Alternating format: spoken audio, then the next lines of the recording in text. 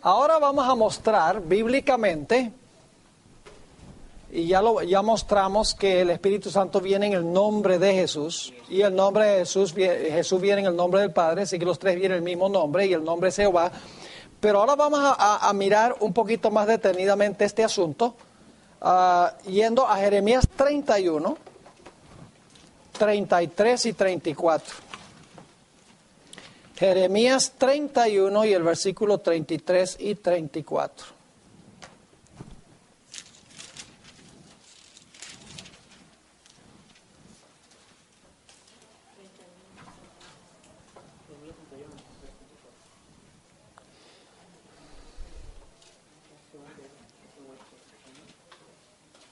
Dice allí: pero este es el pacto que haré con la casa de Israel después de aquellos días, dice Jehová. ¿Quién está hablando aquí? ¿Quién está hablando aquí? Jehová, muy bien, así dice Jehová. Daré mi ley en su mente y la escribiré en su corazón, y yo seré a ellos por Dios, y ellos me serán por pueblo. Esas palabras las está hablando Jehová. Pero ahora vamos a Hebreos 10. Hebreos 10 y el versículo 15 al 17. Hebreos 10, 15 al 17. Y fíjense qué interesante esto.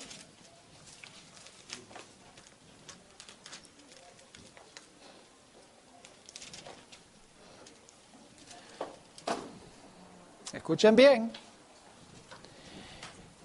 Y nos atestigua lo mismo el Espíritu Santo. Porque después de haber dicho, este es el pacto que haré con ellos después de aquellos días, dice el Señor, pondré mis leyes en sus corazones y en su mente las escribiré, añade, ¿quién añade? El Espíritu Santo, dice, y nos atestigua lo mismo el Espíritu Santo. Porque después de haber dicho, ¿quién? El Espíritu Santo, esas palabras que ya leímos que en el Antiguo Testamento las dijo ¿quién? Jehová. Entonces, ¿el Espíritu Santo es Jehová? Claramente. Vamos al Salmo 95, otro ejemplo, Salmo 95, 7 al 11. Salmo 95, 7 al 11.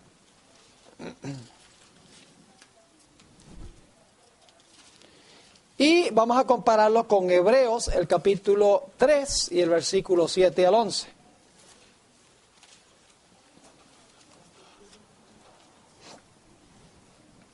Salmo 95, 7 al 11.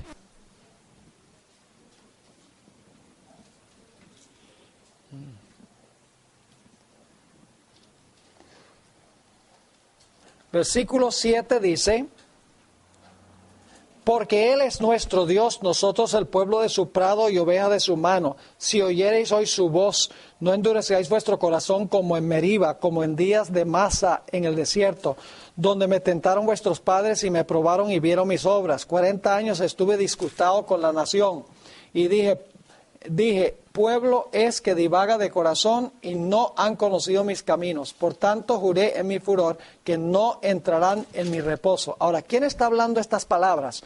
Noten el versículo 3 del capítulo 95, del Salmo 95, dice: porque Jehová es grande, Rey grande sobre todos los dioses. ¿De quién es el que está hablando estas palabras en el Salmo 95? Jehová. Es Jehová. Pero ahora fíjense lo que dice Hebreos 3, 7 al 11.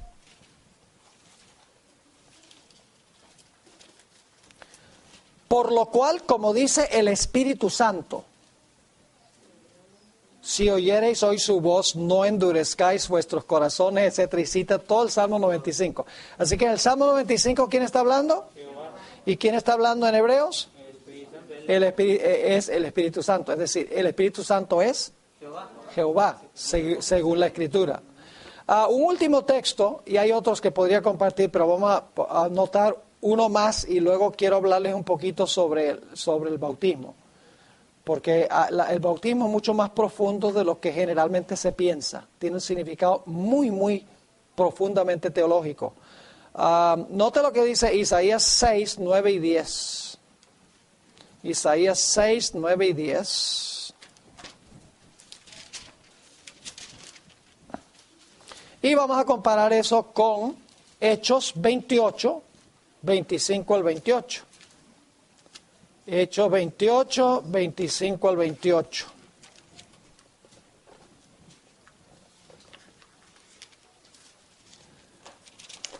Ok, leamos en primer lugar Isaías 6, 9 y 10.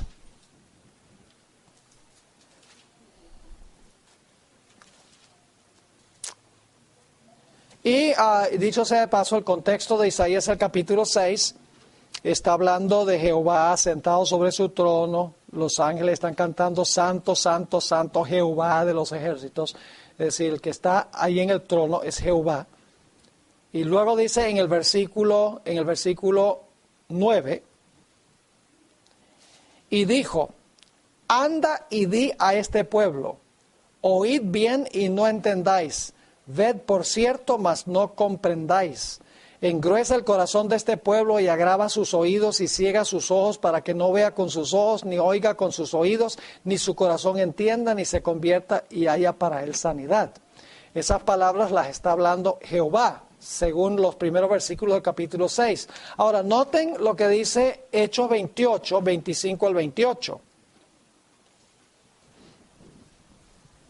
¿Quién en realidad habló esas palabras? Dice, y como no estuviesen de acuerdo entre sí, al retirarse le dijo Pablo esta palabra, bien habló el Espíritu Santo por medio del profeta Isaías a vuestros padres diciendo, ve a este pueblo y diles de oído oiréis y no entenderéis, y viendo veréis y no percibiréis, porque el corazón de este pueblo se ha agravado, etcétera, etcétera. Ahora, entonces, el Espíritu Santo también tiene el nombre ¿qué? El nombre Jehová. Es decir, los tres tienen el mismo nombre. Jesús viene en el nombre del Padre y el Espíritu Santo viene en el nombre de Jesús y el nombre de los tres es Jehová. Así que cuando invocamos el nombre en el bautismo, estamos invocando el nombre de ¿quién? De Jehová. Ahora, permítame decirles algo en cuanto al nombre Jesús. El nombre Jesús, ¿sabe lo que significa el nombre Jesús? El nombre Jesús viene de dos palabras hebreas, Yehoshua. Esto dicho sea de paso, es la página web del ministerio que represento. Vayan allí que hay mucho material bueno en Secrets Unsealed y lo pueden conseguir. Consiguen algo de material gratis. Hay mucho material también para comprar. Hay un artículo largo que escribí sobre la ordenación de la mujer que está en el website allí. Y pueden también anotarse, si quieren anotarse en nuestra lista de correos para recibir los noticieros y catálogos, etcétera. Ahí pueden anotarse también. Ahora, fíjense que el nombre Jesús viene de dos palabras hebreas que es Yehoshua. Yeho viene de Jehová y Shua salva. Es decir, el nombre Jesús significa ¿qué cosa? Significa Jehová salva. Entonces yo pregunto, ¿el nombre, bautizar en el nombre de Jesús, es bautizar en el nombre de Jehová? Sí, el nombre significa Jehová salva. En la fórmula, lo que estoy diciendo es que en la fórmula bautismal, el nombre es Jehová. Decir que vamos a bautizar en el nombre de Jesús no es una contradicción, porque el nombre de Jesús significa Jehová salva. ¿Me están entendiendo lo que estoy diciendo? Es un solo nombre que tienen los tres, en otras palabras. Ahora, sí. Hoy en día hay un movimiento que nada más dice que además usa el nombre de Yoshua, no usa el nombre de Jesús, porque ese es su nombre pagano, un nombre. ¿Escucha usted al respecto? Sí, dicen que, en realidad dicen que Jesús, la última parte viene de Zeus, un dios pagano, Zeus. Pero en realidad ese me frustra escuchar. Nada más porque suena igual no significa que esa es la etimología. No tiene nada que ver con Zeus. Es como, por ejemplo, déjame preguntarles, ¿cuál es la forma correcta de referirse a mi persona? ¿Esteban, Steven o Stefano?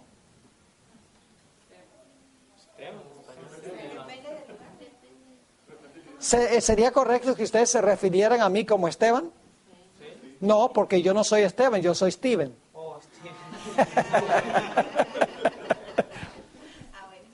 Es ridículo. En realidad, uno usa el nombre en el idioma en que uno está hablando. Ya sea Jesús, en griego Jesús, en inglés Jesus. Al fin y al cabo es lo mismo, pero en diferentes idiomas. Entonces la gente que dice, no use Jesús, dice Yehoshua. Todo esto viene de un grupo en la iglesia que quiere que volvamos otra vez a las fiestas, celebrar las fiestas judías y que usemos el shofar y que usemos Yehoshua y que usemos puras palabras hebreas. No tiene sentido. En este cristiano usaba mucho el Yeshua Mashiach. Cada vez que... Sí, exactamente, repite y repite y repite, como un loro. Pero en realidad no hay ningún problema con mencionar el nombre de acuerdo al idioma que uno está usando. Es ridículo, uno no tiene que usar hebreo, en la República Dominicana, ahí no se habla hebreo. Lo que pasa es que la gente a veces se ahoga en un vaso de agua. Ahora fíjense, vamos a ver el bautismo de Jesús. Aquellas personas que dicen que en realidad no hay tres. Porque Cristian Silva, entre otros, dice, no son tres. El Padre es el único, y el Hijo fue creado por el Padre, y el Espíritu Santo no es ni siquiera una persona, es una fuerza activa. Y dice, la fórmula bautismal, Padre, Hijo y Espíritu Santo, es pagano. Pero claro, el problema es que no puede sacar de la Biblia el relato del bautismo de Cristo, donde estaban los tres. Ahora fíjense lo que dice Marcos 1, 9 al 11. Marcos 1 y el versículo 9 hasta el versículo 11. Dice, aconteció en aquellos días que Jesús vino de Nazaret de Galilea y fue bautizado por Juan en el Jordán. Así que tenemos a Jesús.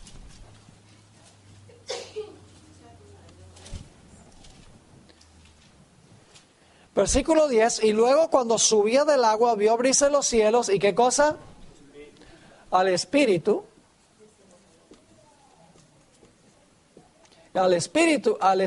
que descendía sobre él. Y vino una voz de los cielos que decía, tú eres mi hijo. Ahora, si le está diciendo hijo, entonces tiene que ser ¿qué? Pues tiene que ser el Padre. ¿Estaban los tres presentes en el bautismo de Cristo? Claro que sí. Entonces, ¿cuál es el problema de tener tres en la fórmula bautismal? ¿Hay algún problema con eso? No. Entonces, mi pregunta, yo no pude hablar después con Cristian Silva, mi pregunta para él sería, entonces, ¿por qué razón están los tres en el bautismo de Cristo? Si están los tres en el bautismo de Cristo, entonces es una indicación de que debemos invocar a los tres en la fórmula bautismal. Claro, perfectamente válido. Ahora, vamos a hablar un poquito, en el tiempo que nos queda, vamos a hablar un poco sobre el significado del bautismo. La fórmula bautismal, si vamos a Mateo 28 otra vez.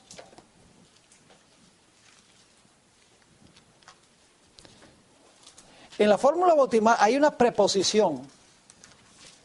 Hay una preposición muy difícil de traducir al español, donde dice bautizándolos en el nombre del Padre, del Hijo y del Espíritu Santo. Esa preposición en es muy difícil de traducir al español. En inglés se puede traducir un poco mejor, porque en inglés existe la palabra into.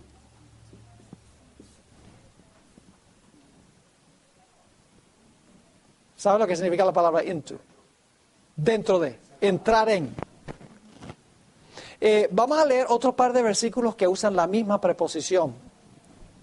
Gálatas 3:27. Gálatas 3 y el versículo 27.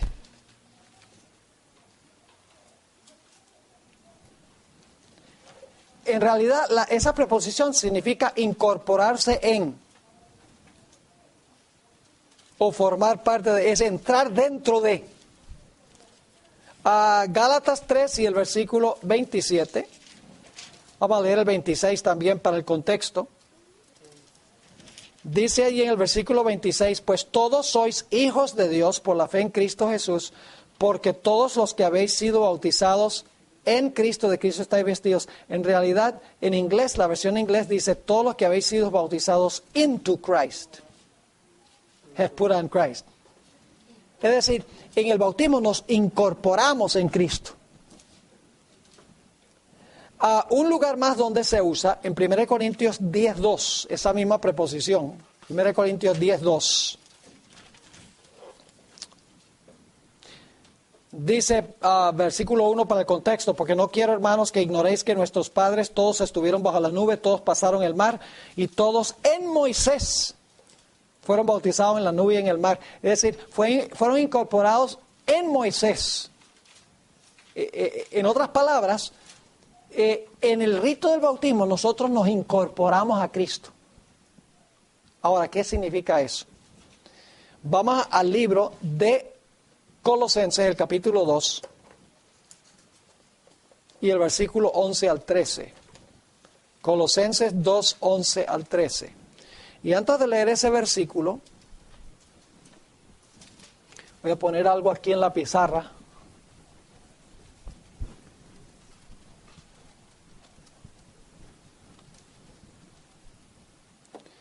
El Señor Jesucristo murió,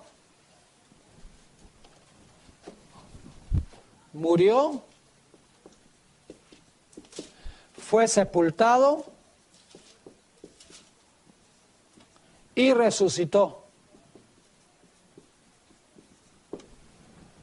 Ahora, ¿cómo me beneficio yo de esto? De alguna manera yo tengo que incorporarme y participar en lo que hizo Él. Yo tengo que compartir su experiencia, yo tengo que entrar a su experiencia. Tengo que llegar a ser parte de su experiencia. Ahora, con eso en mente, vamos a leer Colosenses 2, 11 al 13. Y escuchen bien, en Él, en Cristo, también fuisteis circuncidados, con circuncisión no hecha a mano, al echar de vosotros el cuerpo pecaminoso carnal en la circuncisión de Cristo. Ahora escuchen bien, sepultados con Él en el bautismo. No dice como Él, sino con Él. Cuando fuimos bautizados, según este texto, fuimos sepultados con Él. Ahora, en el cual también fuiste resucitados con Él. No como Él, con Él. Y luego dice, mediante la fe en el poder de Dios que le levantó de los muertos. Y a vosotros que estando muertos en pecados y en la incircuncisión de vuestra carne, os dio vida juntamente con Él, perdonándoos todos los pecados. Es decir, en el bautismo yo me incorporo en la experiencia de Cristo. Participo de la experiencia de Él. Dios me incluye en Él, me incorpora en Él. Ahora vamos a Romanos el capítulo 6 para que ustedes vean otro pasaje que dice lo mismo.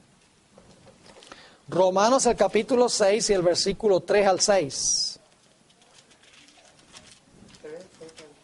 6, 3 al 6.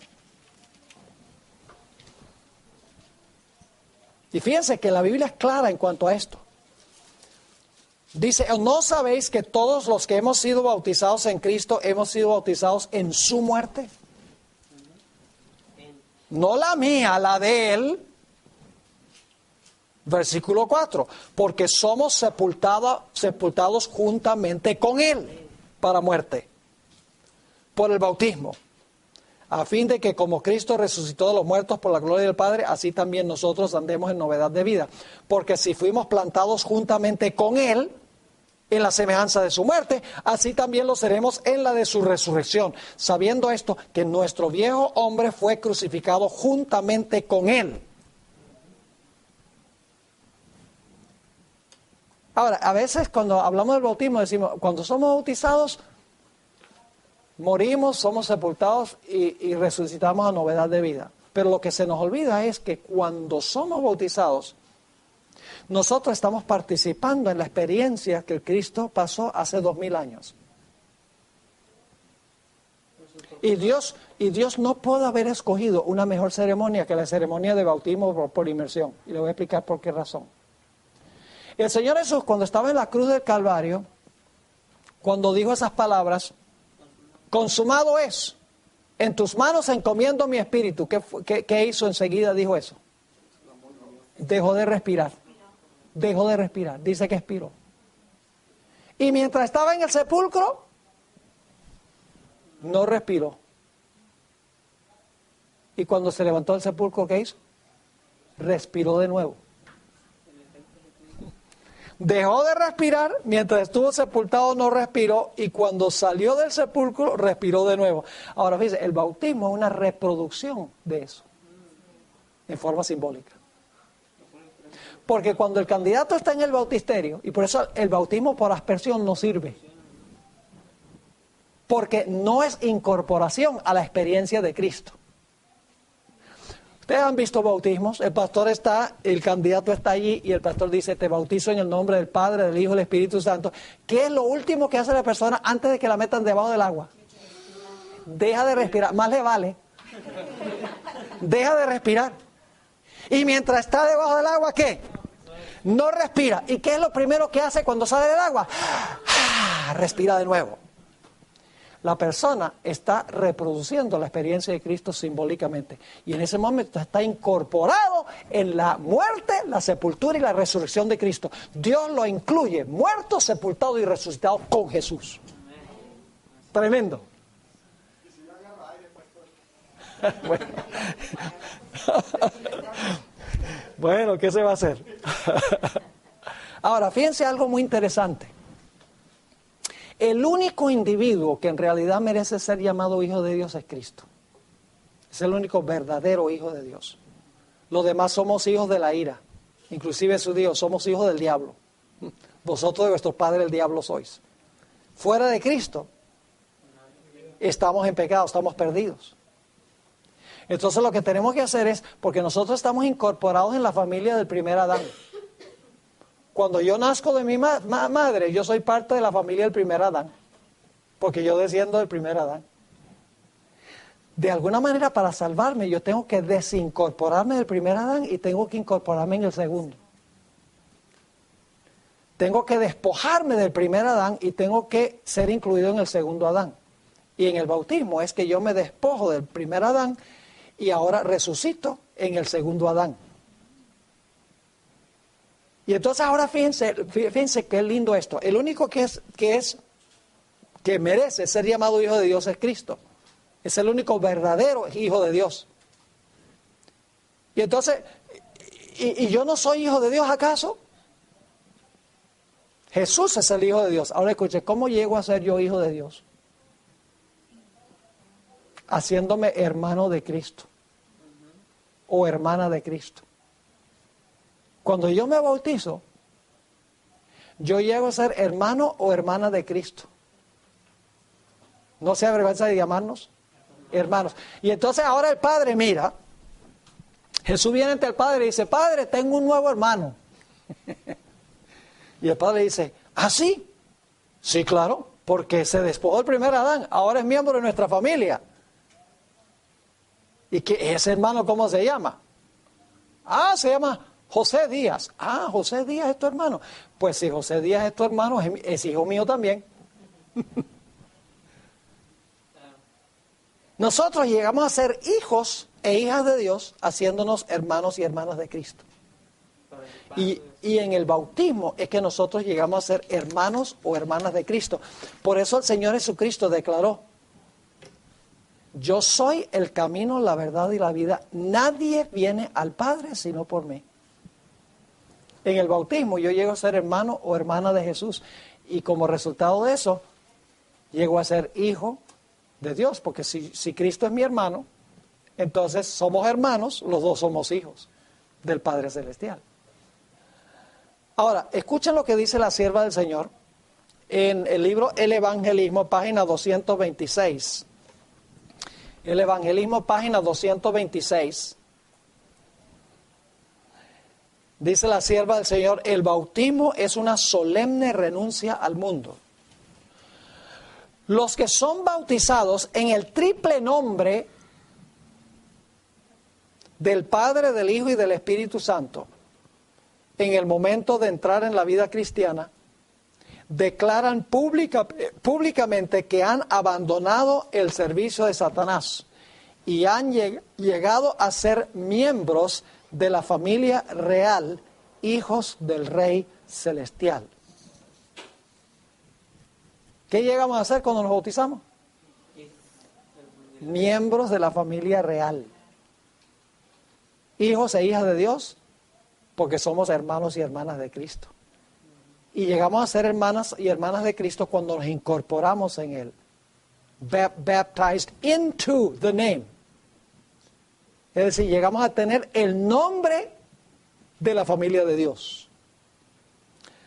Ahora, ¿quién salvó al ser humano? ¿Fue el Padre, el Hijo o el Espíritu Santo? ¿Quién salvó a la raza humana?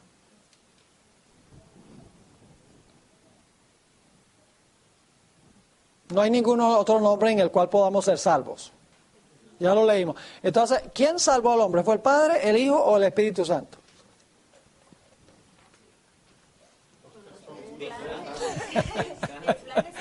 Sí, porque Cristian Silva dice, no somos salvos en el Padre ni en el Espíritu Santo, somos salvos en Jesús. La Biblia dice en el nombre de Jesús, pero es que el nombre de Jesús significa Jehová salva. Y los tres tienen el mismo nombre. Ahora fíjense que los tres están involucrados. ¿Saben lo que es la Trinidad? La Trinidad significa sencillamente tres personas que trabajan en perfecta armonía para salvar al ser humano. No hay discordia, no hay pelea, tienen el mismo poder, el mismo carácter, tienen los mismos objetivos, el mismo propósito. Nunca hay discordia, nunca pelean, están en perfecta unidad. Pero son tres personas distintas.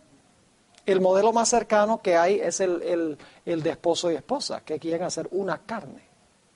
Jesús dice, no son más dos, son uno.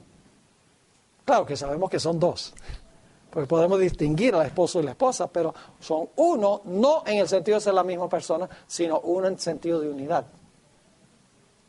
¿Querías decir algo? Ahora cuando leemos muchos hechos, cuando los bautismos que hacían en el nombre de Jesús, ahora ¿qué pasaba con ellos que eran bautizados en el nombre de Jesús?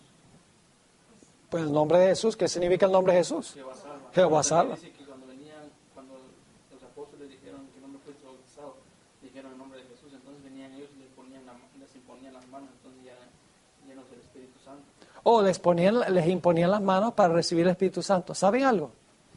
Ayer prediqué en mi iglesia, estoy haciendo una serie sobre el don de lenguas en la Biblia. Y hay una cosa muy interesante. La única razón por la cual se derramó el Espíritu Santo en el día del Pentecostés fuera para capacitar a los apóstoles para salir a predicar el Evangelio. El propósito del Espíritu Santo, la plenitud del Espíritu Santo no fue para hacerlos sentirse bien, ni para ayudarles en su vida espiritual. El propósito era, Jesús dijo, recibiréis poder y me seréis testigos. Vez tras vez, y no solamente en Hechos 1, vez tras vez en Lucas 24, en todos los sitios, dice que el Espíritu Santo se recibe para poder predicar. Entonces, ¿qué pasó? Esa gente que se bautizó en el nombre de Jesús, se incorporaron en Jesús. Pero ahora era necesario que ellos tuvieran el poder para ir a proclamar la experiencia que ellos habían tenido. Por eso los apóstoles se ponían las manos. Por eso le impusieron las manos para que pudieran recibir el poder del Espíritu Santo para ir a predicar la experiencia que ellos habían tenido. Es decir, están relacionados, el asunto del perdón de los pecados y el bautismo está relacionado con recibir el Espíritu Santo. Pero el propósito del Espíritu Santo es ir a predicar. Y Jesús es el ejemplo de eso. Cuando Jesús fue bautizado, ¿qué vino sobre él? Fue bautizado, el Espíritu Santo vino sobre él. ¿Y qué fue a hacer inmediatamente después de eso? Fue al desierto tentado y después de eso comenzó su ministerio de predicación. El Espíritu cayó sobre él para capacitarlo para ir a predicar con poder el Evangelio. Y siempre es así. Lo que pasa es que los pentecostales, ellos dicen que el Espíritu Santo es dado como para que uno hable en lenguas y uno se sienta bien y uno tenga esa emoción, etcétera. Pero el propósito del Espíritu Santo es testificar. Ahora sí, el Espíritu Santo relacionado con Jesús. ¿No se acuerda que cuando vimos Hechos de cuando los apóstoles fueron investidos por el Espíritu Santo, que el fuego y viento representan ángeles que vinieron sobre los apóstoles? Es correcto. Los ángeles vinieron a ayudar a los apóstoles en la predicación del Evangelio. Ese es el poder que da Dios para la predicación. Enviados por el Espíritu Santo. Sí, claro que sí. Los ángeles, mire, la hermana White dice que cuando uno está dando un estudio bíblico, los ángeles no solamente están iluminando la mente del que está instruyendo, sino que hay ángeles presentes que están hablándole a la persona que está escuchando.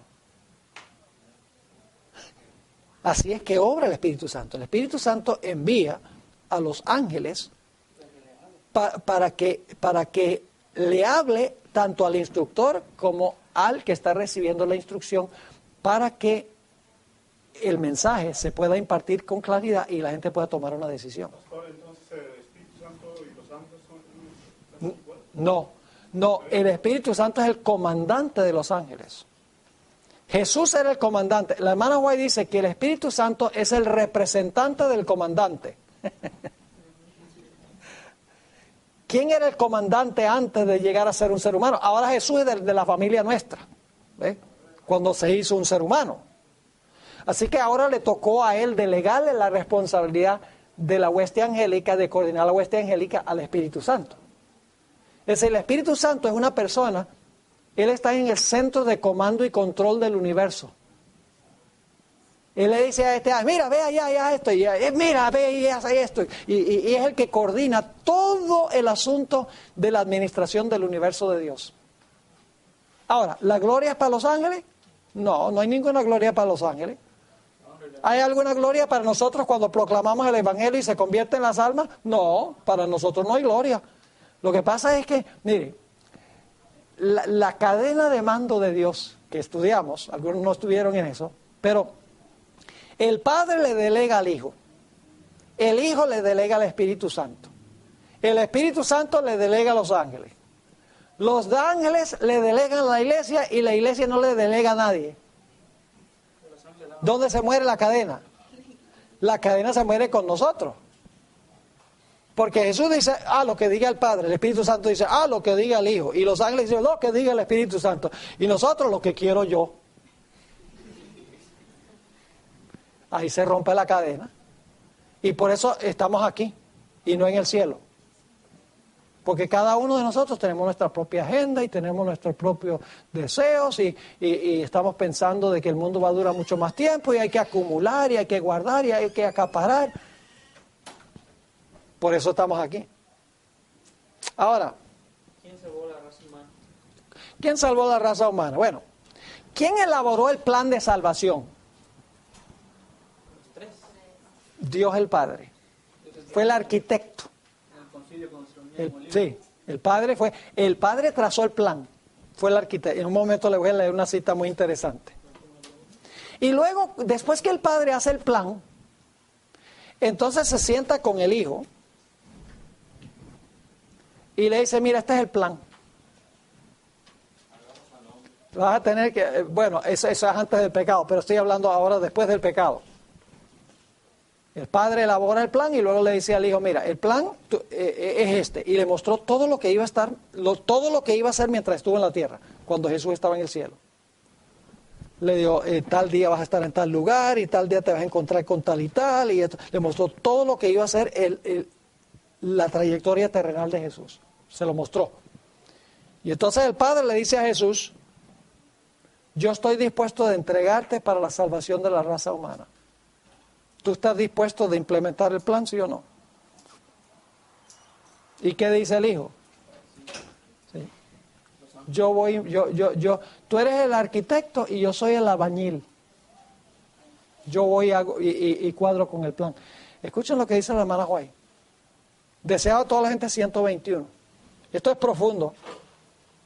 Deseado a toda la gente 121. Las palabras, aún no ha venido mi hora. Recuerden que Jesús varias veces durante su ministerio dijo, no ha venido mi hora, todavía no ha llegado el tiempo. Dice, las palabras, aún no ha venido mi hora. indican que todo acto de la vida terrenal de Cristo se realizaba en cumplimiento del plan trazado desde la eternidad. ¿Qué dice? Todo acto de la vida terrenal de Cristo se realizaba en cumplimiento del plan trazado desde la eternidad. Ahora escuchen esto. Antes de venir a la tierra, el plan estuvo delante de él, perfecto en todos sus detalles. Ahora dice, entonces si él sabía el plan, cuando estaba aquí no había forma que fracasara. Ahí está el asunto. Cuando estaba aquí no tenía el conocimiento que había tenido allá. Dice la sierva del Señor, perdón, dice. Sí. Entonces se le había borrado de la mente. Se le veló y se le quitó la habilidad de conocer eso. Día a día el Padre le revelaba qué tenía que hacer para ese día. Por eso, palabras de vida de gran maestro dice que el Espíritu Santo despertaba al Hijo, y sabes que tiene que comunicar con tu Padre. Exactamente. El Espíritu Santo cada día le revelaba a Cristo la parte del plan para ese día. Y Jesús escogía seguir el plan. Ahora, si Jesús no conocía el plan mientras estuvo aquí, si tenía que depender del Espíritu Santo, significa que su vida aquí fue una prueba de verdad. Porque no tenía el conocimiento que había tenido allá. Ahora, fíjense lo que sigue diciendo. Antes de venir a la tierra, el plan estuvo delante de él perfecto en todos sus detalles. Pero, mientras andaba entre los hombres, era guiado paso a paso por la voluntad del Padre. En el momento señalado, no vaciaba en obrar. Con la misma sumisión esperaba hasta que llegase la ocasión. Qué tremendo. Es decir, el Padre hizo el plan, le dice a Jesús, este es el plan. Jesús dice, no hay problema, yo implemento el plan. Yo pregunto, ¿quién le reveló el plan cada día? El Padre, ¿a través de quién? A través del Espíritu Santo por medio del ministerio de los ángeles. Y yo pregunto, ¿quién desarrolló el carácter de Jesús mientras estuvo aquí? Todo lo que hacía por conducción del Espíritu Santo, ¿sí o no? Sí, claro. Fue concebido por el Espíritu, fue llevado por el Espíritu al desierto, predicó con poder, echaba demonios por el Espíritu. Dice que murió por el Espíritu Eterno. Si el Espíritu Santo fue el que fue enviado para moldear su carácter. Y después que Cristo se fue, el Espíritu Santo continúa la obra de Cristo en la tierra. Entonces yo pregunto, ¿quién salvó al hombre?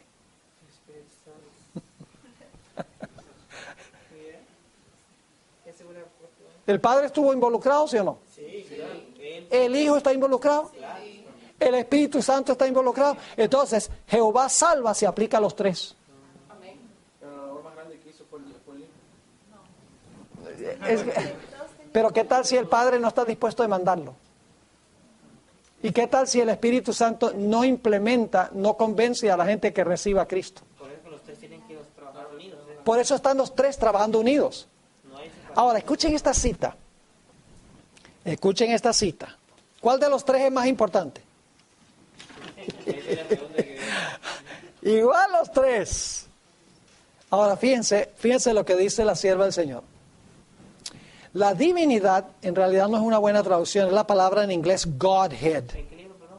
El libro. Esto es en Consejo sobre Salud, página 222. Dice, la divinidad, que se refiere a los tres, se sintió conmovida de misericordia para con la raza. Y 2.22. Ahora escuchen bien. ¿Se sintieron qué? Conmovidos de misericordia para con la raza. Y el Padre, el Hijo y el Espíritu Santo se dieron para implementar el plan de la redención. Se dieron, plural. Pero ahora escuchen, a fin de cumplir plenamente el plan, se decidió que Cristo, el unigénito Hijo de Dios, se entregaría como ofrenda por el pecado. ¿Quién puede medir la profundidad de tal amor? Y fíjense cómo eran los ángeles. Los ángeles también se ofrecieron. Yo voy. No decían como muchos hoy en día, no, que yo estoy en mí, pues que voy a rebajarme yo. Ese es el espíritu de Satanás. El Señor tiene que cambiar nuestra forma de pensar radicalmente. Porque la forma de pensar Dios es como radicalmente diferente que la forma de pensar del mundo. Si en el mundo pensamos, mientras más arriba estás, más importante eres. Eso dice, no, el siervo es el mayor. We are messed up.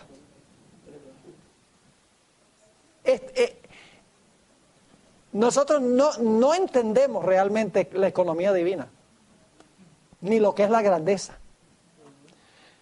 Lamentablemente hoy en día, mientras más educación tiene una persona, más PhDs tiene. Se siente más grande. Pero mientras más educación tenemos, más humildes debemos ser. Cuando son en la iglesia, cuando llega un pastor, oh, venga, pastor, tiene maestría y dejan al sermón a un lado. Cuando dicen, solo tengo 10 minutos para predicar. 10 minutos. ¿Qué se puede decir en 10 minutos? Nada. Ahora, hablemos, para terminar, porque ya termina el tiempo. Marcos 16, 15 y 16 dice que se debe ir a predicar el evangelio a todo el mundo, y luego dice, el que creyere y fuere bautizado, este será ¿qué? Salvo. ¿Es necesario el bautismo para la salvación? Sí, porque en el bautismo nos incorporamos en Cristo y fuera de Cristo no hay salvación. Entonces la pregunta sería de que se puede vivir salvo, o sea, que te bautices y puedes encontrar la salvación en Cristo, pero puedes vivir en perfección, con la salvación, sin pecado.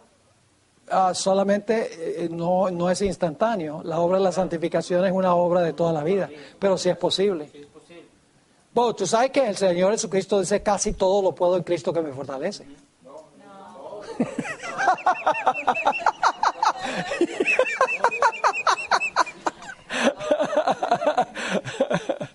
¿Qué dice? Menos vencer el pecado. Todo lo puedo en Cristo que me fortalece. Tienen que asistir ahora a las 11, porque a las 11 voy a hablar dónde está el secreto de vivir una vida santificada. Lo que pasa es que nos hemos equivocado en la forma que creemos que vencemos el pecado. Creemos que venciendo el pecado, miramos la ley, ¿ves cómo me está yendo hoy? Y nos comparamos con otros y decimos, yo estoy haciendo mejor que él. Ahora también hay un versículo que si vencemos el pecado, Dios nos da la naturaleza divina, ya no la naturaleza pecaminosa. Correcto. Pero a veces se entromete la naturaleza carnal. Lo que pasa es que cuando nos convertimos, la naturaleza carnal todavía está allí. Sí, claro, no mueve. Y quiere asomar la cabeza. ¿Ve? Entonces lo que hay que hacer es subyugarlo. 5 minutos, literales o proféticos.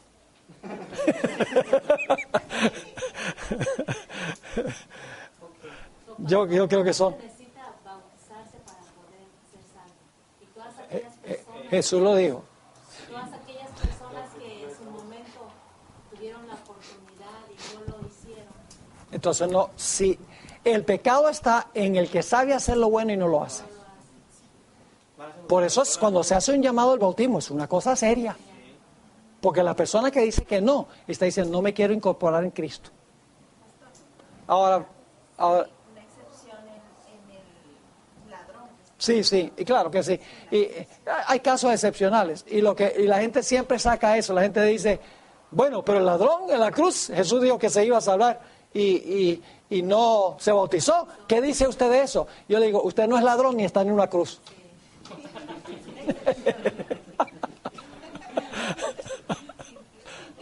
Así no usemos la excepción y la convirtamos en la regla.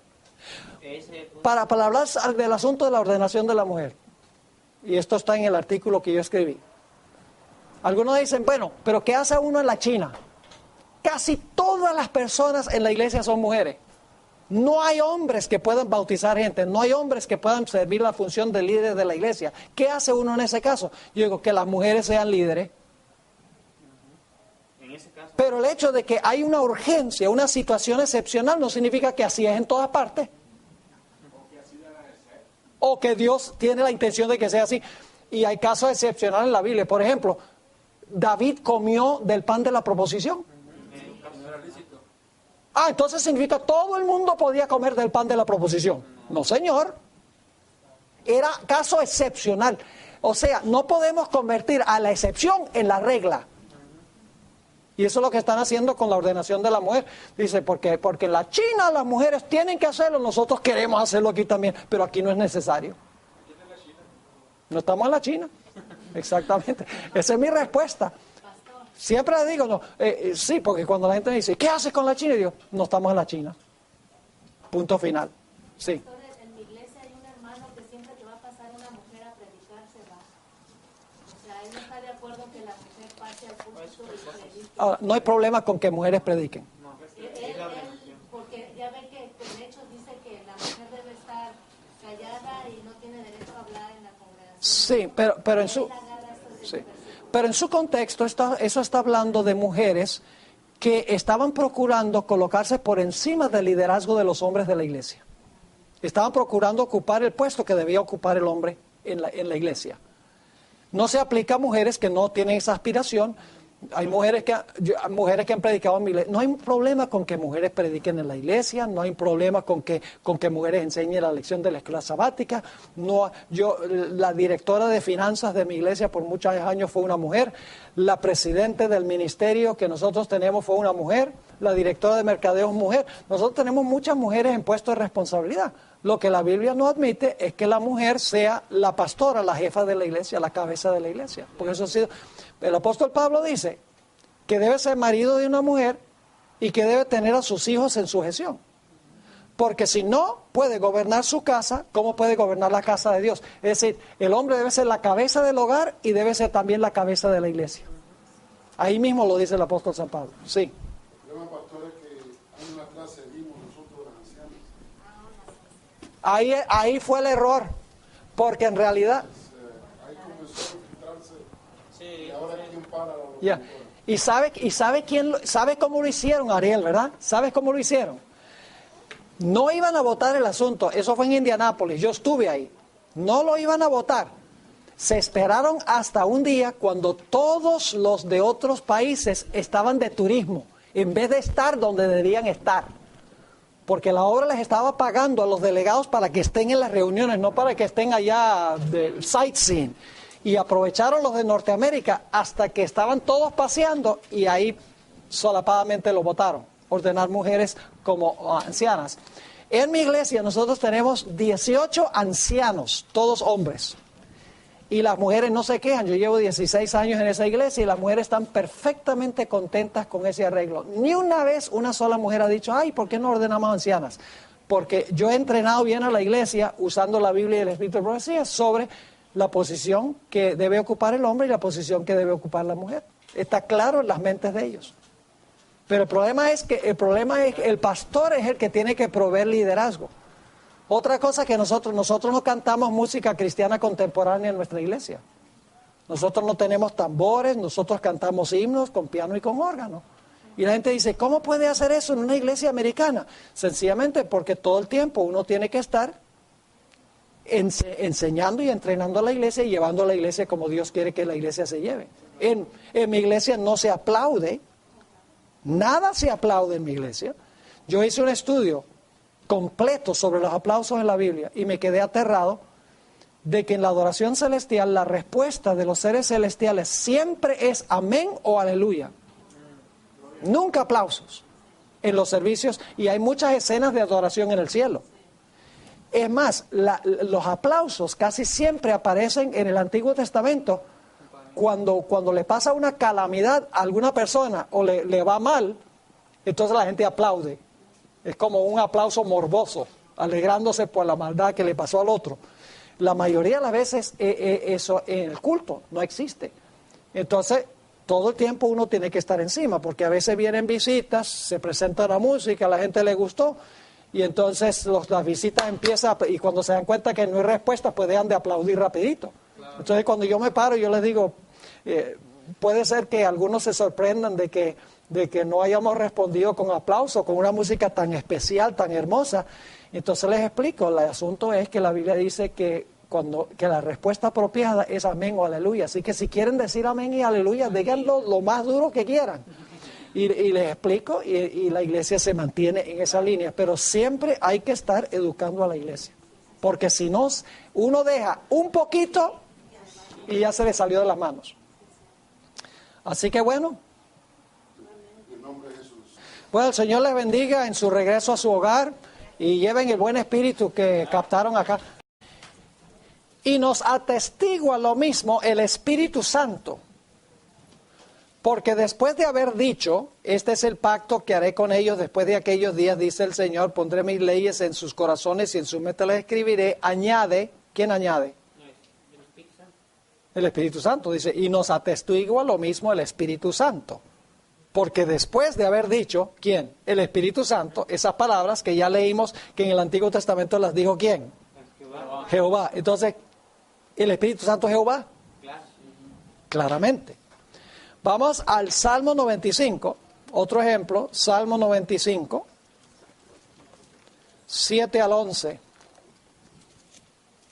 Salmo 95, 7 al 11.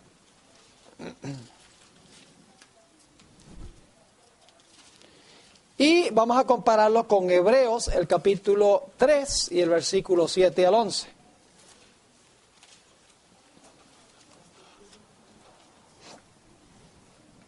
Salmo 95, 7 al 11.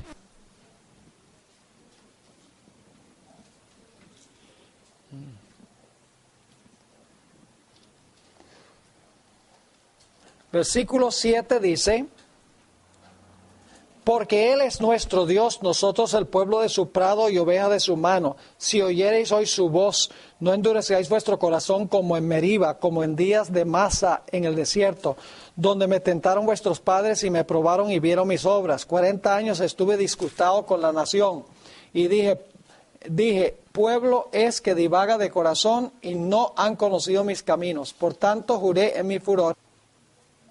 Y dicho sea de paso, el contexto de Isaías, el capítulo 6, está hablando de Jehová sentado sobre su trono. Los ángeles están cantando, Santo, Santo, Santo, Jehová de los ejércitos. Es decir, el que está ahí en el trono es Jehová. Y luego dice en el versículo 9,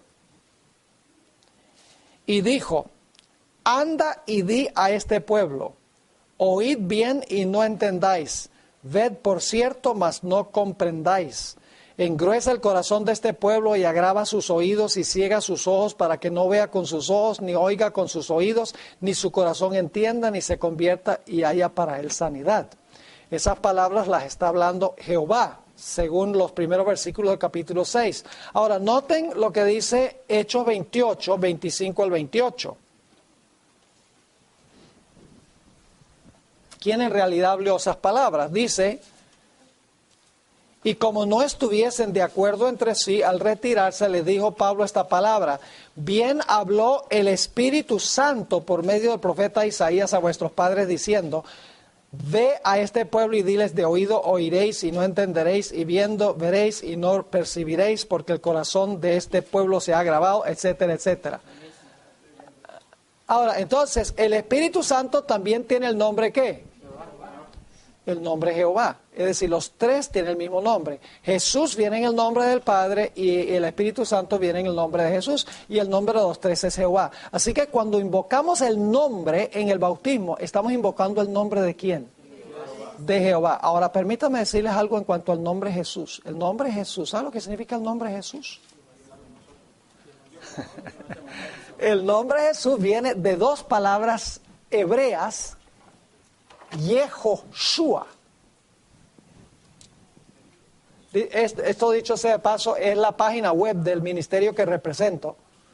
Vayan allí que hay mucho material bueno en Secrets Unsealed y lo pueden conseguir. Consiguen algo de material gratis. Hay mucho material también para comprar. Hay un artículo largo que escribí sobre la ordenación de la mujer que está en el website allí. Y pueden también anotarse, si quieren anotarse en nuestra lista de correos para recibir los noticieros y catálogos, etcétera. Ahí pueden anotarse también. Ahora, fíjense que el nombre Jesús viene de dos palabras hebreas que es Yehoshua. Yeho viene de Jehová y Shua salva. Es decir, el nombre Jesús significa ¿qué cosa? Significa Jehová salva. Entonces yo pregunto, ¿el nombre, bautizar en el nombre de Jesús, es bautizar en el nombre de Jehová? Sí, el nombre significa Jehová salva. En la fórmula, lo que estoy diciendo es que en la fórmula bautismal, el nombre es Jehová. Decir que vamos a bautizar en el nombre de Jesús no es una contradicción, porque el nombre de Jesús significa Jehová salva. Que no entrarán en mi reposo. Ahora, ¿quién está hablando estas palabras? Noten el versículo 3 del capítulo 95, del Salmo 95, dice, porque Jehová es grande, Rey grande sobre todos los dioses. ¿De quién es el que está hablando estas palabras en el Salmo 95? Jehová. Es Jehová. Pero ahora fíjense lo que dice Hebreos 3, 7 al 11.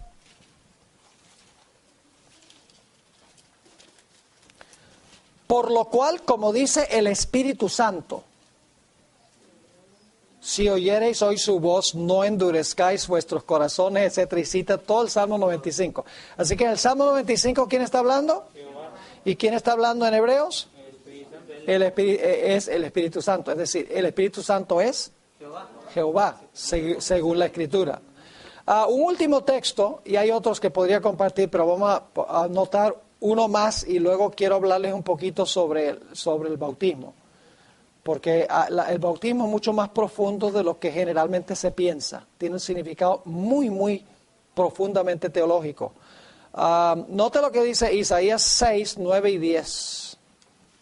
Isaías 6, 9 y 10. Y vamos a comparar eso con Hechos 28, 25 al 28. Hechos 28, 25 al 28.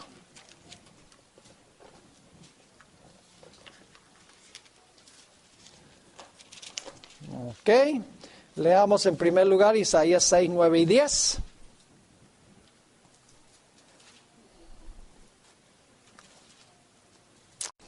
Ahora vamos a mostrar bíblicamente, y ya mostramos que el Espíritu Santo viene en el nombre de Jesús, y el nombre de Jesús viene en el nombre del Padre, así que los tres vienen el mismo nombre, y el nombre es Jehová.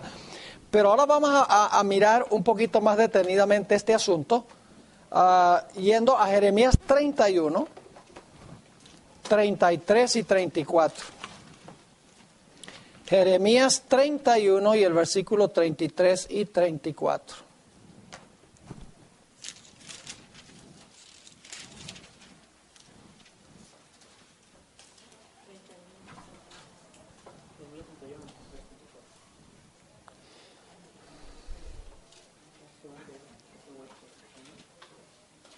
Dice allí, pero este es el pacto que haré con la casa de Israel después de aquellos días, dice Jehová.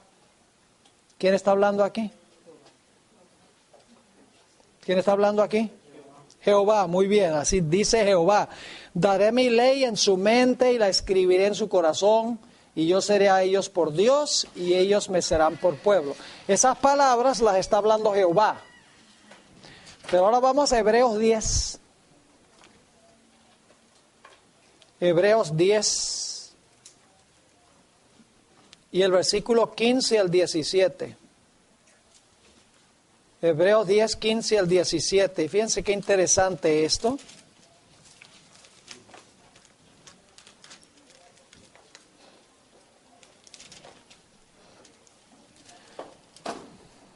Escuchen bien.